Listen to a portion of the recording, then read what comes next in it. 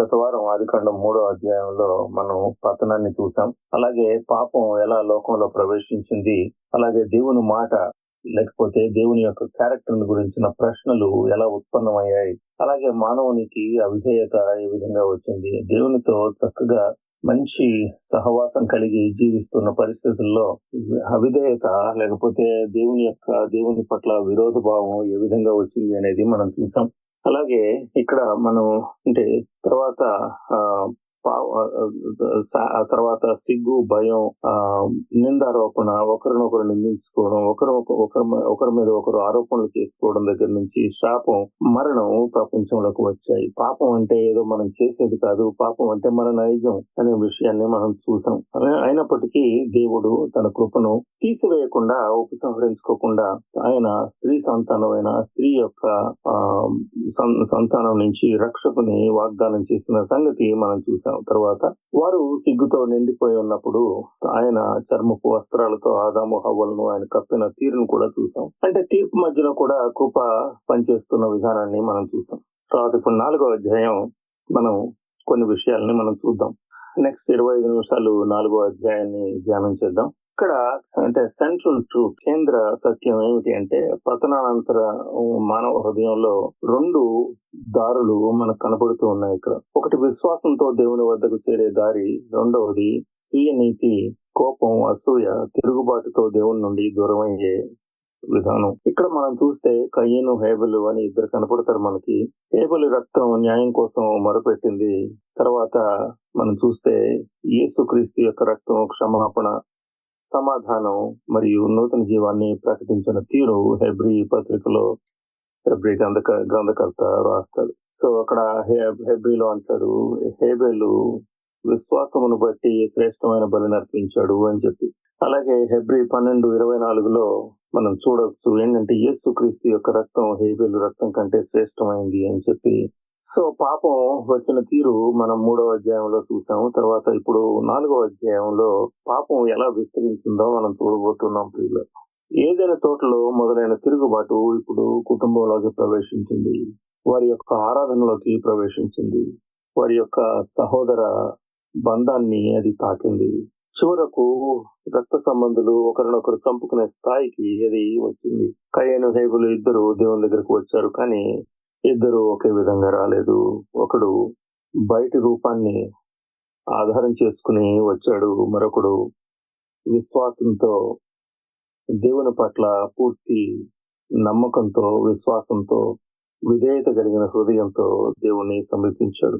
ఒకడు కఠిన హృదయంతో వచ్చాడు, మరొకడు వినయంతో అక్కడ తన బలిని అర్పించడం మనం చూస్తాం. ఈ అధ్యాయాన్ని కూడా మనం 5 భాగాలుగా మనం చూద్దాం. ఏంటంటే దేవుడు అర్పణను మాత్రమే కాదు, అర్పించే వాడి హృదయాన్ని కూడా చూస్తాడు. సో తర్వాత విషయాల్ని మళ్ళా అంటే మనం క్రమంగా ధ్యానిద్దాం. ఆదికాండం 4:3-5లో మనం చూసినట్లయితే కయ్యను, హేబెలు దేవుని సన్నిధికి తమ అర్పణను తీసుకువచ్చారు. కయ్యను నేల ఫలాల్లో కొంత యెహోవాకు నైవేద్యంగా తీసుకొచ్చిన సంగతి మనం చూస్తాం. అక్కడ భూమి నుంచి వచ్చిన ఫలాల్లో చాలా మంది ఇక్కడ అనేది ఏంటంటే కయ్యను తను పంటను అర్పించాడు కాబట్టి దేవుడికి కోపం వచ్చింది అని చెప్పి, లేకపోతే హేబెలు లేకపోతే నిజమైన బలిని ఇచ్చాడు కాబట్టి దేవునికి ప్రీతిపాత్రమైందని చెప్పి. నో సచ్ థింగ్ ప్రియులారా, అది చాలా తప్పు. ఏంటంటే యెహోవా అంటే తను హేబెలు తన మందలో తొలిచూలి అయిన వాటిలో కొన్నిటిని వాటి కొవ్వును తెచ్చి. ఆ తర్వాత వచనం ఎలా చెప్తుంది మనం చూస్తే, హేబెలు బలిని అతని కానుకను యెహోవా లక్ష్య పెట్టును, కయ్యను అతని కానుకను లక్ష్య పెట్టలేదు. ఈ సంఘటన అర్థం చేసుకోవడానికి హెబ్రీ 11:4 చాలా కీలకమైన వచనం. అక్కడ ఏమని రాస్తుంది అని మనం చూస్తే, విశ్వాసమును బట్టి హేబెలు కయ్యను కంటే శ్రేష్టమైన బలి దేవునికి అర్పించను. అంటే తేడా కేవలం బలి అర్పించిన పదార్థాల్లో మాత్రమే లేదు, తేడా హృదయంలో ఉంది. హేబెలు విశ్వాసంతో తన బలిని తీసుకురావడం జరిగింది. దేవుడు నియమించిన మార్గంలో హేబెలు వచ్చాడు. దేవుని దయను హేబెలు ఆశ్రయించాడు. కానీ కయ్యను తన గర్వపూరితమైన అవిశ్వాస హృదయాన్ని చూపించాడు. హేబెలు పాపిగా వినయంతో దేవుని కృప మీద ఆధారపడి వచ్చాడు.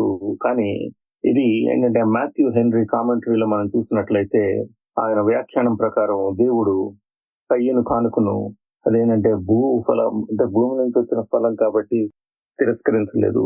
ఈయన హృదయం సరిగ్గా లేకపోవడం వలన దేవుడు తన అర్పణను తిరస్కరించడం జరిగింది. ఇది మన ఆరాధనకు చాలా ముఖ్యమైన సత్యం. దేవుణ్ణి మనం ఆరాధించేటప్పుడు ఎలాంటి హృదయంతో మనం వస్తూ ఉన్నాం? దేవుడి దగ్గర నుంచి మనకేమైనా దొరుకుతుందని వస్తూ ఉన్నామా? లేకపోతే దేవాది దేవుడు, నిన్ను నన్ను సృష్టించిన దేవుడు, నా యొక్క రక్షణకు మార్గాన్ని సుగమం చేసిన ఏర్పరిచిన దేవుడు, ఈ సృష్టి అంతటికి ఆధారభూతుడు, మన రక్షణకు మన నిరీక్షణకు ఆధారభూతుడు. ఆ హృదయాన్ని అంటే దాన్ని ఆ యొక్క నిజాన్ని మనం మననం చేసుకుంటూ మన హృదయంలో దేవుని పట్ల కలిగిన ప్రేమతో లేకపోతే విశ్వాసంతో మనం వస్తూ ఉన్నాం. కేవలం దేవుడు కేవలం ఏమి తీసుకొచ్చావు అని అడగడు, ఎలా వచ్చావు అని కూడా అడుగుతాడు. మనం ప్రార్థిస్తున్నామా, సేవ చేస్తున్నామా, కానుక ఇస్తున్నామా, బైబిల్ చదువుతున్నామా, ఇవన్నీ ముఖ్యమైనవే ప్రియులారా. కానీ దేవుడు ముందుగా నీ హృదయాన్ని, నా హృదయాన్ని చూస్తాడు. ఒకవేళ నీ హృదయంలో ఎటువంటి అతిశయం గాని, గర్వం గాని, లేకపోతే నీ యొక్క స్వాతిశయం, లేకపోతే నీ యొక్క స్వనీతి మీద, లేకపోతే నీవు చేసే కార్యాల మీద నీకున్న నమ్మకం ఏదైనా ఉంటే జాగ్రత్త. 1 సమూయేలు 16:7 చూసినట్లయితే, మనుష్యుడు బాహ్య రూపము చూచును గాని యెహోవా హృదయము చూచును. సామెతలు 15:8 ప్రకారం దుష్టుల బలి యెహోవాకు హేయము, యథార్థవంతుల ప్రార్థన ఆయనకు ఇష్టము. 51:17 కీర్తనల గ్రంథం 51:17 చూసినట్లయితే, విరిగి నలిగిన హృదయమును నీవు తృణీకరించవు. దేవుని యొక్క అద్భుతమైన క్యారెక్టర్ని అక్కడ భక్తుడు వర్ణిస్తాడు. కానీ నిజమైన ఆరాధన బాహ్య ప్రక్రియతో, బాహ్య క్రియలతో ప్రారంభమయ్యేది కాదు ప్రియులారా. ఇది నిజమైన ఆరాధన దేవుని కృపకు స్పందించే హృదయంతో మొదలవుతుంది. ఇక్కడ మనం క్రీస్తు వైపుకు చూడవలసిన ఆవశ్యకత ఇక్కడ ఉంది ప్రియులారా. హేబెలు అర్పణ విశ్వాసానికి సాక్ష్యం, కానీ యేసుక్రీస్తు వారు వన్స్ ఫర్ ఆల్ అన్ని బలుల కంటే ఎక్కువగా ఆ బలిని తనను తాను బలిగా అర్పించుకోవడం, ఆయన యొక్క యేసుక్రీస్తు యొక్క అర్పణ రక్షణకు పునాది. హేబెలు తన మందలో మేలైన వాటిని, తొలిచూలి అయిన వాటిని తీసుకువచ్చాడు. కానీ యేసే దేవుని గొర్రెపిల్ల, లోక పాపాలను మోసుకుని పోయే దేవుని గొర్రెపిల్ల. యెహోవా దేవుడు నా యొక్క రక్షణకు, లేకపోతే నా రిడెంప్షన్ కు, విమోచనకు వేసిన పునాది. యోహాను 1:29 ఇదిగో లోక పాపను మోసుకుని పోవు దేవుని గొర్రెపిల్లను యేసుని గురించి ప్రకటించడం జరిగింది. దేవుడు కయ్యను కానుకను అంగీకరించకపోయినప్పుడు కయ్యను వినయంగా పశ్చాత్తాపడి ఉండవచ్చు, తన హృదయాన్ని పరిశీలించుకుని ఉండొచ్చు, కానీ దేవుని కృపను కోరవచ్చు. కానీ అతడు ఆ విధంగా చేయలేదు. అంగీకరించబడని ఆరాధన తనలో రగులుతూ ఉన్న కోపంగా మారి, ఆ కోపం మొదటి హత్యకు దారితీసింది. ఇక్కడ ఏంటంటే పాపం ద్వారం దగ్గర పొంచి ఉంటుంది. రెండవ విషయాన్ని మనం పరిశీలిద్దాం. ఆదికాండం 4:5-7 కయ్యను బహుగా కోపపడి అతని ముఖము చిన్నపోయాను అని చదువుతాం. దేవుడు అతన్ని ప్రశ్నించాడు, నీవెందుకు కోపడుతున్నావు? ఆ తర్వాత గంభీరమైన హెచ్చరిక ఇచ్చాడు, నువ్వు మంచి చేసిన ఎడల, నీవు సత్క్రియ చేసిన ఎడల తల ఎత్తుకొనవా, సత్క్రియ చేయని ఎడల వాకిట పాపము పొంచి ఉండును, నీ ఎడల దానికి వాంఛ కలుగును, నీవు దాని ఎలుదువనెను. ఇది పాపం గురించి వచ్చిన అసాధారణమైన చిత్రీకరణ. పాపం అనేది ఒక చిన్న అలవాటు కాదు, అది వేటాడే మృగంలా ఉంటుంది. అది ద్వారం దగ్గర కూర్చుందట, లోపలికి రావాలని చూస్తుందట. మన ఆలోచనల్ని, భావాల్ని, నిర్ణయాల్ని క్రమక్రమంగా ఆక్రమించుకునే ప్రయత్నం అది చేస్తోంది అని ఈ వాక్యం మనకు చెప్తోంది. కయ్యను విషయంలో జరిగింది అదే ప్రియులారా. అతని సమస్య హేబెల్తో మొదలవ్వలేదు, అతని సమస్య దేవునితో మొదలైంది. దేవుని ఎదుట వినయంగా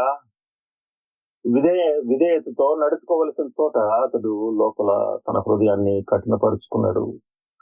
హృదయంలోని కాఠిన్యం పెరిగినప్పుడు అది అసూయగా మారింది, అసూయ కోపమైంది, ఆ కోపం హత్యకు దారితీసింది.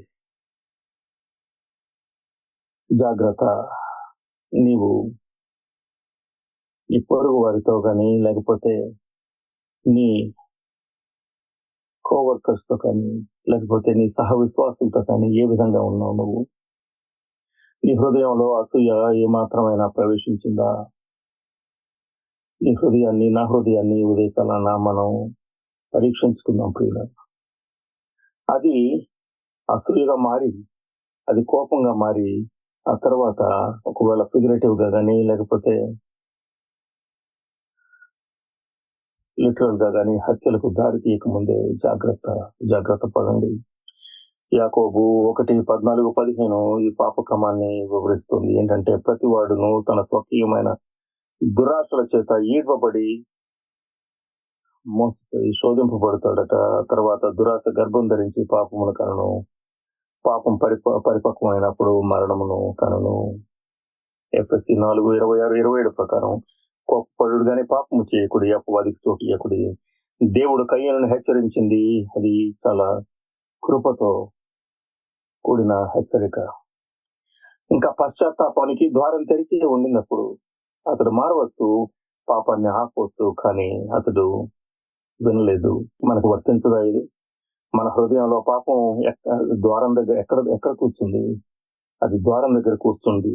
అసూయ, కోపమా, ఒకరితో ఒకరి పోలిక, లేకపోతే నువ్వు నిన్నెవరైనా కించపరిచారు అనే భావమా, బిటర్నెస్, లేకపోతే మనసులో నొచ్చుకుంటున్నావా, రహస్యంగా గర్వాన్ని హార్బర్ చేస్తున్నావా, లేకపోతే ఇంకా చాలా సెటిల్ వేస్ లో లేకపోతే సోషల్ మీడియా పోస్టులకి లైక్స్ రావట్లేదని చెప్పి బాధపడుతున్నావా, అసూయ పడుతున్నావా?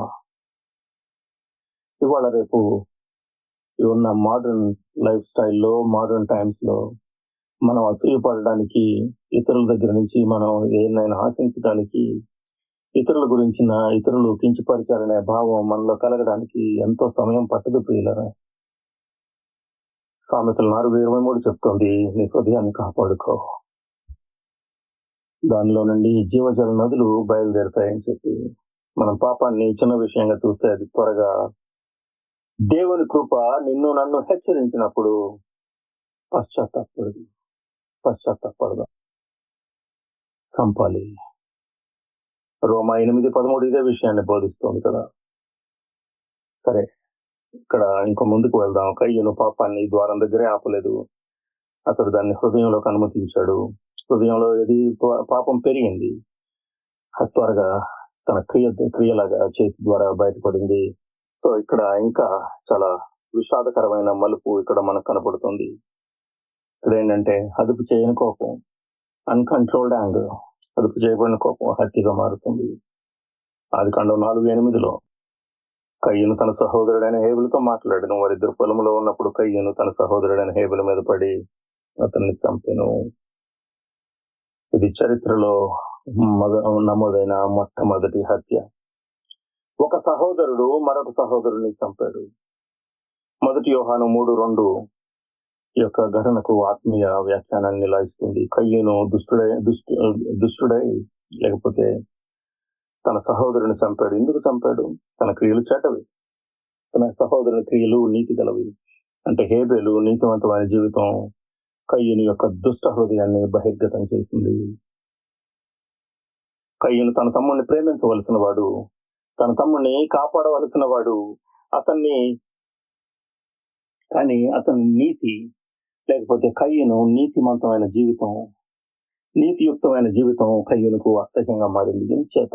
ఎందుకంటే తన హృదయంలో పాపాన్ని తను లక్ష్య పెట్టినందుచేత, తన హృదయంలో దారి దగ్గర లేకపోతే గుమ్మం దగ్గర పొంచి ఉన్న పాపాన్ని హృదయంలోకి ఎలా చేసినందువలన అతని నీతి, హేబెలు నీతి కయ్యనుకు అసహ్యంగా మారింది. ధర్మాన్ని, నీతిని ప్రేమించిన హృదయం దాన్ని తొలగించాలని చూస్తుంది ప్రియుల. యేసు మత్తయి 5:21-22 హత్య కేవలం చేతి క్రియకు లేకపోతే చేతి పనికి పరిమితం చేయలేదు. హృదయంలో కోపాన్ని కూడా దానికి మూలంగా యేసు ప్రభు వారు చెప్పడం జరిగింది. 1 యోహాను 3:15 ప్రకారం తన సోదరుని ద్వేషించేవాడు ప్రతి వాడును నరహంతకుడు. అంటే ఈ వచనం కేవలం హత్య చేసిన వారికే కాదు, ద్వేషాన్ని పెంచి పోషిస్తున్న ప్రతి హృదయానికి ఇది హెచ్చరిక. మనల్ని మనమే ప్రశ్నించుకున్నాం ఈ ఉదయకాలన్నా. ఎవరినైనా చూసి మన హృదయం ఇబ్బంది పడుతుందా? ఎవరి ఆత్మీయత, ఎవరి సేవ, ఎవరి పురోగతి, ఎవరి దీవెనలు మనలో ఆనందం కలిగించకుండా అసూయం రేకెత్తిస్తున్నాయా? ఎవరో గౌరవింపబడినప్పుడు మనం లోపల మౌనంగా బాధపడుతున్నావా? జాగ్రత్త ప్రియులారా. యాకోబు 4:1-2 ప్రకారం కలహాలు, యుద్ధాలు మనలో పోరాడే దురాశల నుంచి వస్తాయి. కాబట్టి కయ్యను కథను చరిత్రగా మాత్రమే మనం చూడకూడదు. అది మన హృదయాలను ఒక దర్పణంలాగా మన హృదయాలను చూపిస్తుంది. ఇక్కడ క్రీస్తు విషయాన్ని మనం జ్ఞాపకం చేసుకోవాలి. కయ్యను తన సహోదరుడు ప్రాణం తీశాడు. యేసు తన సహోదరులకు రావలసిన పాపాన్ని తాను భరించి తన ప్రాణాన్ని నడిపించాడు. కయ్యను ద్వేషంతో నడిచాడు. యేసు ప్రభు అవ్యాజమైన ప్రేమతో ఆయన నడిచాడు. కయ్యను నీతిమంతుడిని హతమార్చాడు. యేసు ప్రభు వారు నీతిమంతుడై దుష్టుల కోసం మరణించారు. హేబెలు మరణించిన తర్వాత అన్ని ముగిసిపోయాయని కయ్యను అనుకున్నాడేమో. పొలంలో జరిగింది దాచిపెట్టవచ్చు అని చెప్పి భావించాడేమో. కానీ దేవుని ముందు ఏ రక్తము మౌనంగా ఉండదు ప్రియులారా. దేవుడు రక్తపు స్వరాన్ని విని నీతి తన నీతితో తీర్పు తీరుస్తాడు. ఇది నాలుగో విషయం.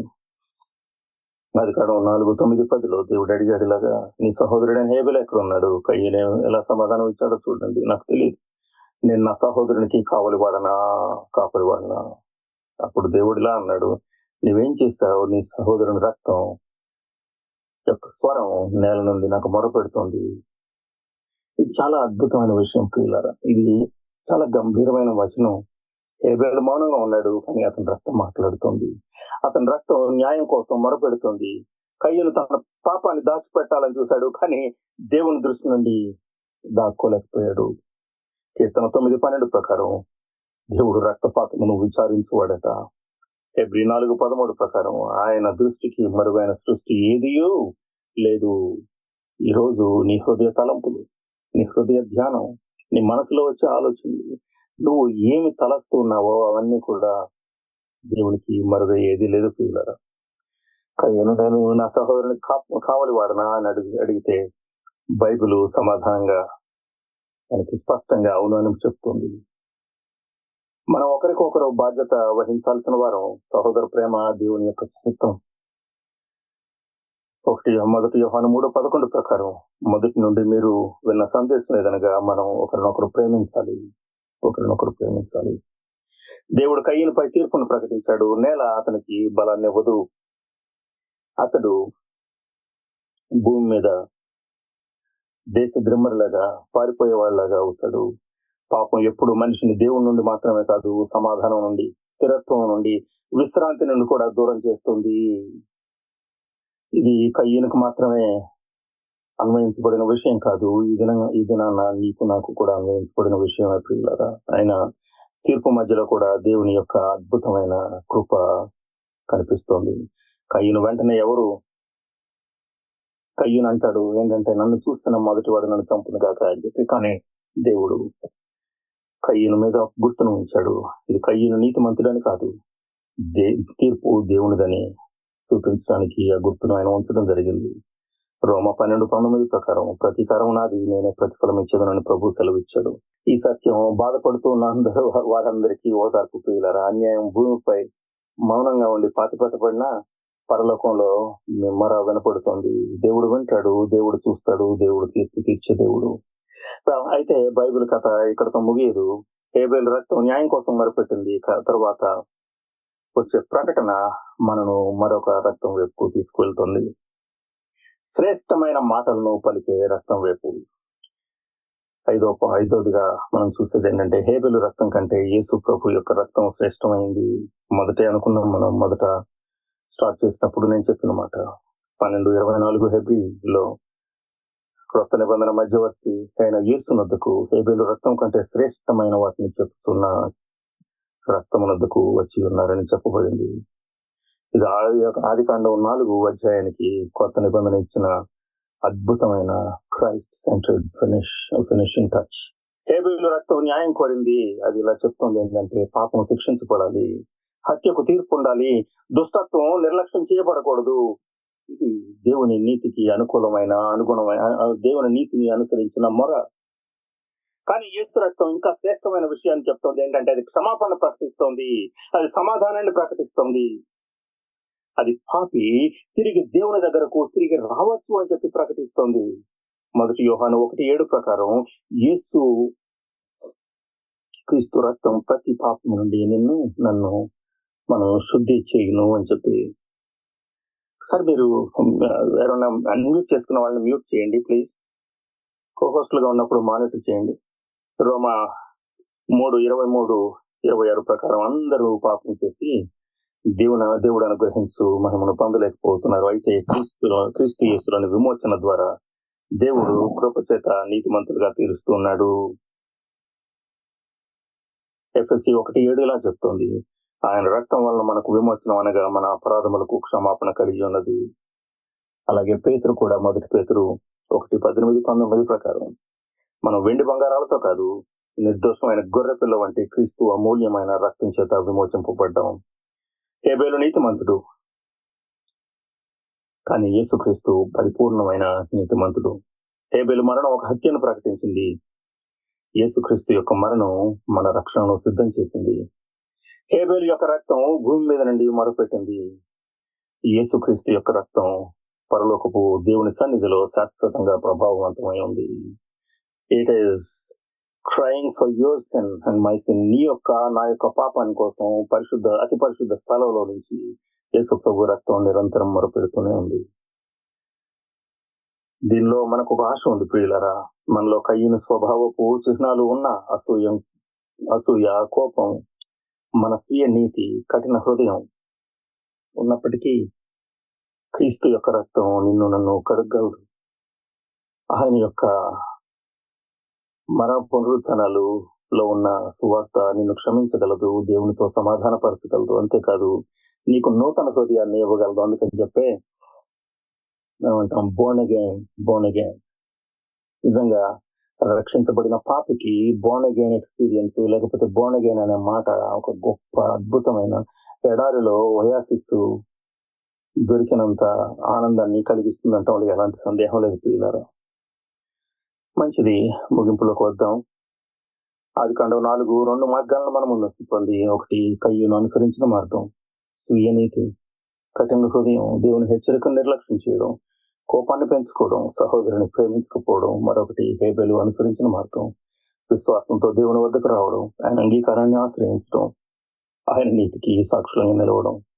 కానీ మన అంతిమ ఆశ, నిరీక్షణ హేబేలులో లేదు. హేబేలు ఒక సాక్షి మాత్రమే. మన ఆశ క్రీస్తు ప్రభు వారిలో ఉంది. హేబేలు బలి విశ్వాసానికి సూచన, క్రీస్తు బలి మన రక్షణకు పునాది. హేబేలు యొక్క రక్తం న్యాయాన్ని కోరింది, యేసుక్రీస్తు యొక్క రక్తం క్షమాపణను ప్రకటించింది. కాబట్టి దేవుని వద్ద కయ్యను వల్ల రావద్దు. మనం పరిశీలించుకుందాం. బాహ్యమైన ఆరాధనతో, లేకపోతే ఇతరులు చూడాలనే తాపత్రయంతో ఉంటూ అంతర్గతంగా తిరుగుబాటుతో హేబేలు బలి కానీ రాకుండా హేబేలు ఏ విధంగా వచ్చాడో విశ్వాసంతో ఆ విధంగా వద్దాం. అంతకంటే ఎక్కువగా యేసుక్రీస్తు వద్దకు వద్దాం. ఆయన రక్తం ఇంకా మాట్లాడుతుంది. పాపికి కావలసిన కృప అందులో ఉంది, అపరాధికి క్షమాపణ ఉంది, దేవునికి దూరమైన వారికి తిరిగి వచ్చే మార్గం ఉంది. ఒక పాట ఉంది, ఏంటంటే రక్షించబడుతున్న పాపికి అది దేవుని శక్తి అయి ఉన్నది. నీ రక్తమే నన్ను శుద్ధీకరించు, నీ రక్తమైన బలం అని చెప్పి భక్తుడు పాడతాడు. చివరిగా వీళ్ళ హేబేలు రక్తం న్యాయం కోసం మొదలుపెట్టింది, యేసుక్రీస్తు యొక్క రక్తం కృపను ప్రకటించింది. హేబేలు మరణంలో హేబేలు చనిపోయి మౌని అయ్యాడు, కానీ ఆయన రక్తం మొదలుపెట్టింది. కానీ యేసుక్రీస్తు పునరుత్థానంలో జీవించి నీకు నాకు రక్షణ ప్రకటించి సువార్తలో ఉన్న నిరీక్షణను నీకు నాకు ఇవ్వడానికి ఆయన సంసిద్ధిగా ఉన్నాడు.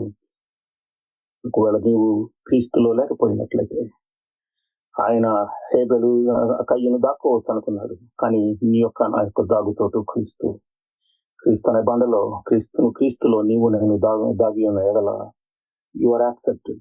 నీవు దేవునిచే అంగీకరించబడిన దానవు. దాన్ని బట్టి మనం ఉల్లసిస్తూ సంతోషిస్తూ మీ హృదయాలు ఈ వాక్యం ద్వారా ఆదరణ పొందాలని ప్రార్థిస్తూ ముగిస్తున్నాను.